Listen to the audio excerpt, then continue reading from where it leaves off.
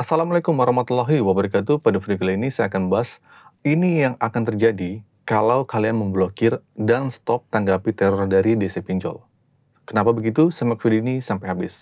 Teman-teman, berurusan dengan pinjol legal atau ilegal tentu merupakan situasi yang sebaiknya dihindari oleh sebagian besar orang. Meskipun demikian, terkadang ada keadaan yang memaksa kita terlibat dalam mereka.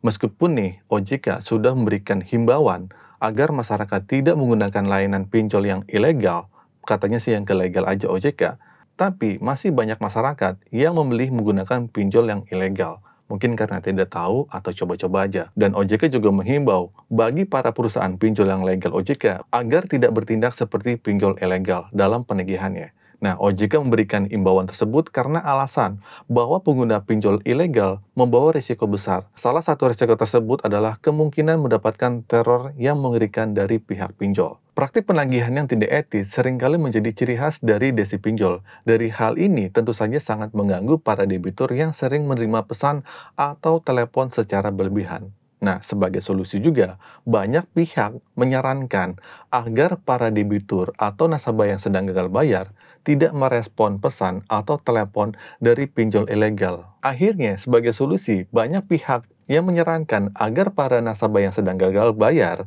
tidak merespon pesan atau telepon dari pihak pinjol legal atau ilegal untuk menjaga keamanan mereka. Namun, apakah ini merupakan langkah yang tepat? Nah, di sini saya akan menjawab pertanyaan tersebut. Jadi, mari tinjau beberapa hal yang mungkin terjadi jika kita tidak merespon pesan dari DC Pinjol.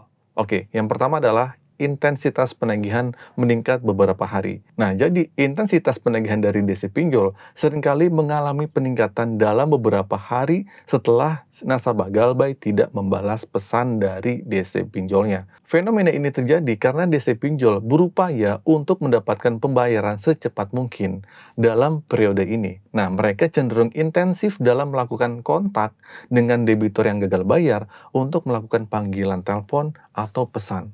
Nah, tak jarang juga beberapa DC pinjol bahkan menggunakan taktik yang lebih agresif seperti melakukan teror melalui nomor terdaftar di kontak debitur.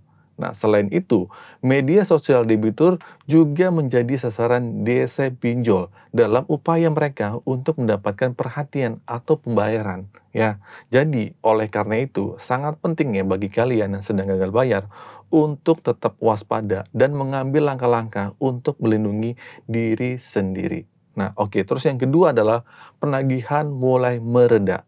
Nah, dalam fase intensitas penagihan tinggi, ada kemungkinan bahwa penagihan DC pinjol ini akan mulai mereda. Jadi ada fasenya, ada waktunya, suatu saat terornya itu akan reda. Hal ini biasa karena ketika pinjol menyadari bahwa debitur tidak mampu atau tidak bersedia membayar, ya, atau alias gagal bayar terus kalian udah susah nih untuk ditagih lagi, terutama bagi debitur yang telah mengalami gagal bayar yang agak lama. Nah, si DC Pinjol cenderung fokus untuk mengejar mereka yang masih aktif dalam membalas pesan atau panggilan. Namun, tidak dapat dipastikan apakah penagihan benar-benar akan berhenti sepenuhnya. Jadi, suatu saat pun mungkin 3 bulan, 4 bulan, bahkan setahun mungkin ada lagi karena tidak ada perjanjian yang mengikat. Jadi DC pinjol itu dapat terus-menerus melakukan upaya penagihan meskipun intensitasnya berkurang.